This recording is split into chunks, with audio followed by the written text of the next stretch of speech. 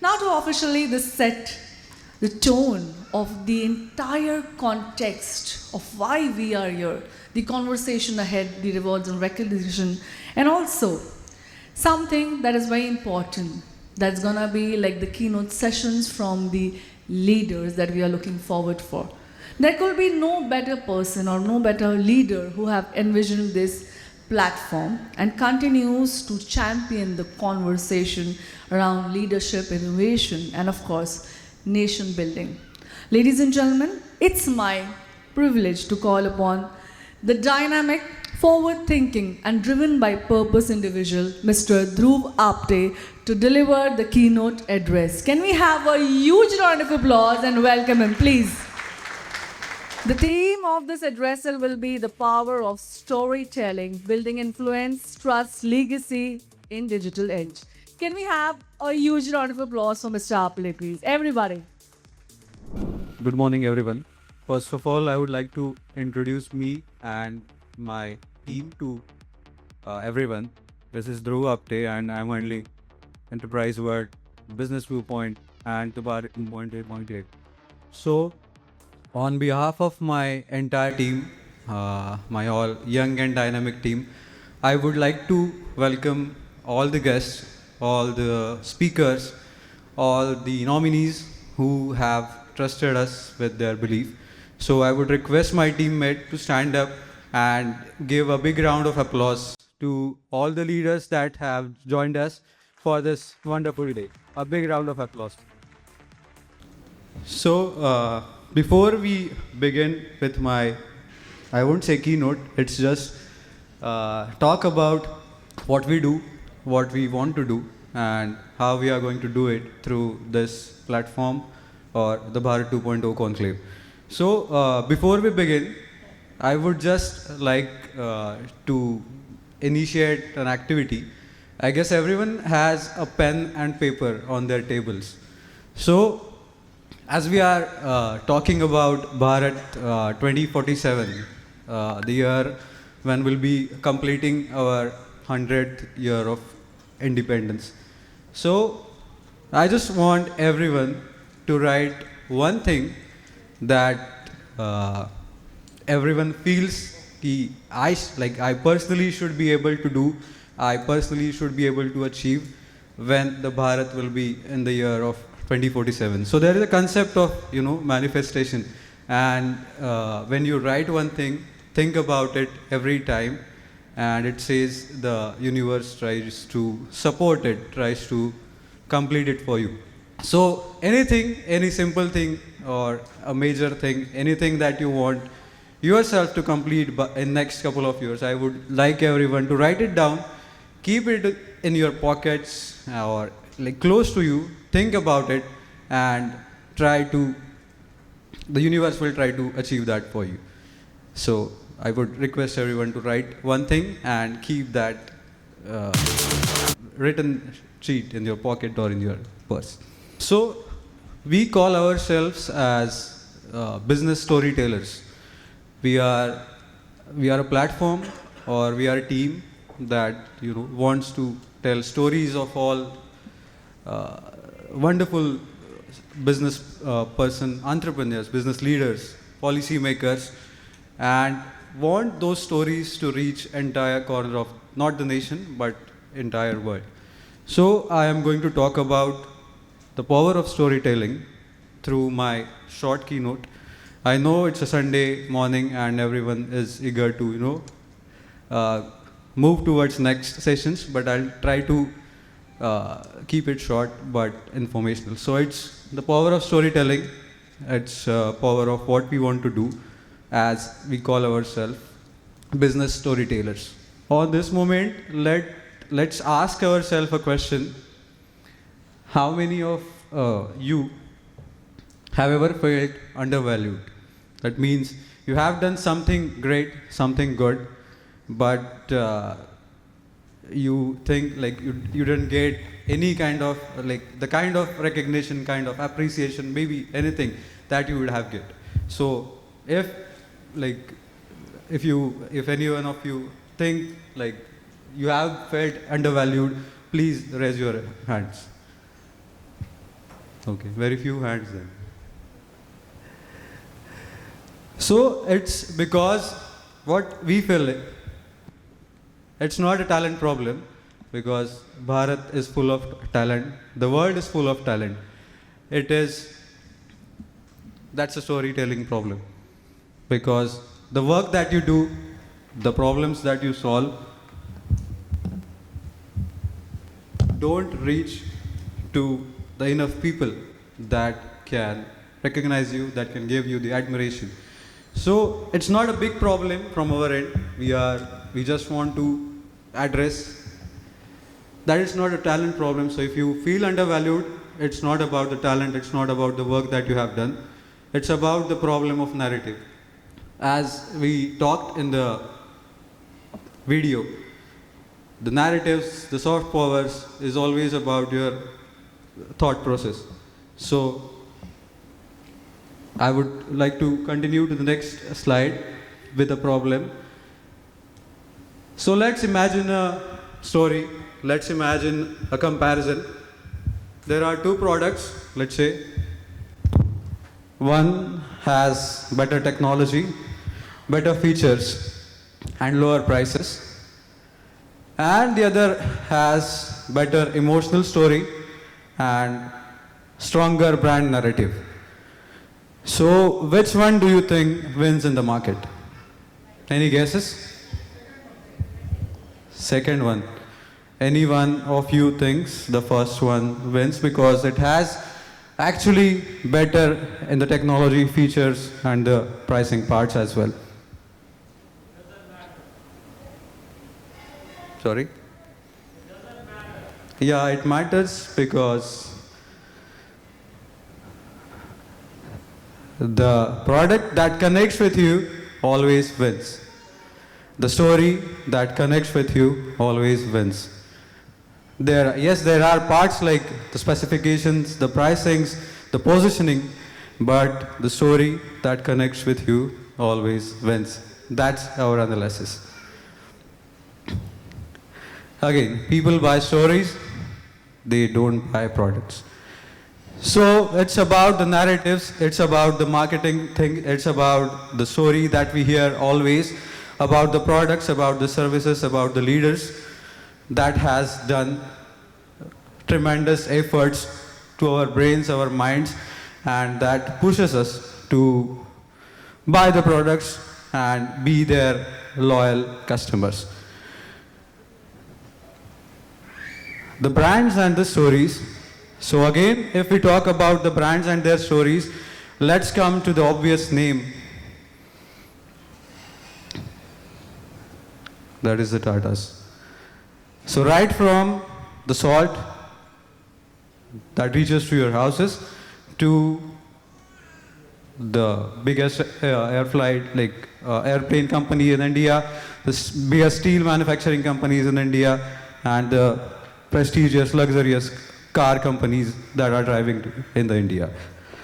So all these brands, no matter which segments it positions for, they all revolve around three names. Three generations that have built the strongest narrative around the brands. So these are not just names, these are not just generations. They are like examples of decades of works of integrity, nation building, and responsibility. So we feel this is the biggest impact of storytelling, narrative building that pushes us to trust the brand, to trust the leader. And not like limiting it to the Tatas.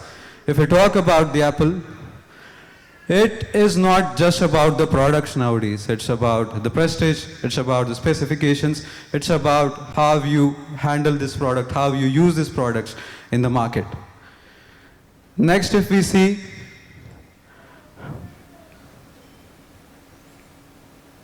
Starbucks. So there was a survey, there was a study done in previous years in India, I would say.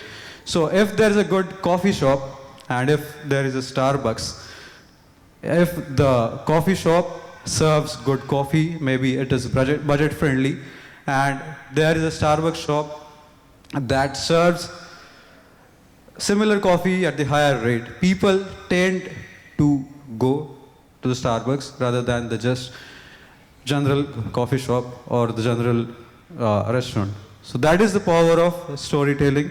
That is the power of brand emphasis. And again, it is run by the Tatas in India. Next one is Royal Enfield. Because for us, for every main in this room, Royal Enfield defines the brotherhood. It defines the story. So maybe there are options available in the market whose features, whose specifications are superior than these, but the story about Royal Enfield connects with every man, connects with every group, and that's why the story pushes us to go for that brand.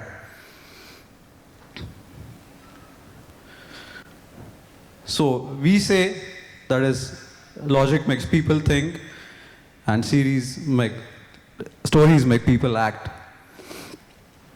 So logic is generally handled by your brain and the mind handles your stories. So that is the basic logic about it. So we have heard about these names, right? Make in India, Digital India, Startup India, right? And these are important pillars while we approach to Bharat 2047. But just think, when these initiatives were launched, none of us was sure about if these would be successful, how far they would go. These were just narratives. These were just stories that began to change the mindset of every people in the country. So maybe Startup India, maybe Digital India, maybe Make in India. Before all these things became reality, there were stories, there were narratives, there were soft power pushes that made us believe, okay, we can do it. We can at least start on the journey of achieving these three factors. So this is our own the Bharat example of what the stories, of what initiatives, what narratives can do. They can just push us to drive, to work hard towards achieving what we are planning to do. Now moving to what we do, what we want to do. Again a short activity, because I know everyone from from the hall is a business leader, is an entrepreneur, is striving to go take their businesses to next level. So I just want to take out your phones and search your name, not your company name, on Google and check what are the results over there. Just if you can check your name on Google, search your name on Google. And then search if the work that you are doing, if the company that you are running, if the business that you are building is getting matched with the results or aligning with the results. If yes, then it's good. But if it's not, then again, it's not a talent problem, it's a storytelling problem.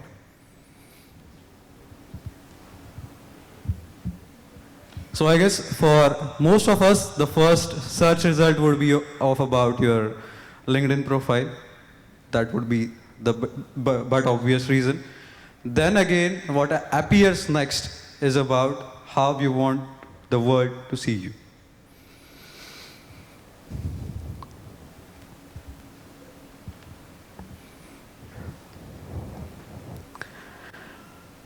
So that's what we feel when we call ourselves the business storytellers. The leaders are the new brands. That's what we feel. Because the leaders drive their organizations, drive their companies and drive their own thought process about the products, services, about the companies that they are building. So, without spending any marketing budget, the leaders are the individual brands nowadays. And we have seen this. We have seen the biggest narratives of US leaders, European leaders, legacy business leaders in the market that thrive on their personal brand narratives. So it's a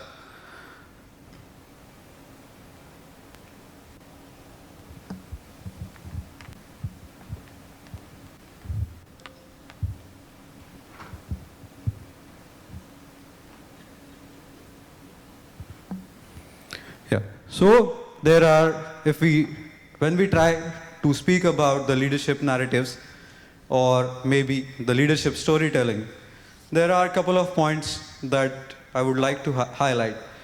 First one is the visibility paradox that we call, because we feel the world is full of people who are trying to create something new, who are trying to build something new, but expertise alone no longer creates influence.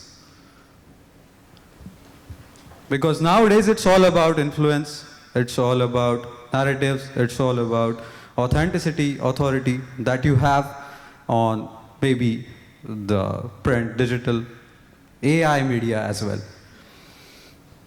So your work, your struggle is will not be the only thing that will be helpful for you to set up the narrative.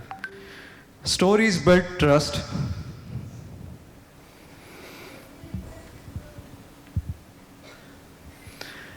So we feel people trust stories before data and stats.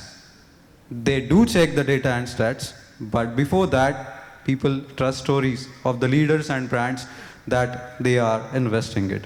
Be it customers, be it employees, be it investors. Like these all are connected through a narrative. Third point is every leader is a storyteller. No matter what, intentionally or unintentionally, sorry, every leader is a born storyteller. But the question is whether you control your story or not. From personal brand to institutional legacy, because the stories of leaders are going to get converted into the story of your brand, story of your company, story of your organization eventually. And the AI era that we are facing, like everyone can say the AI creates content, AI does everything for you, but the AI cannot create your stories. AI can just create content. Authentic stories are built only by trust and stories.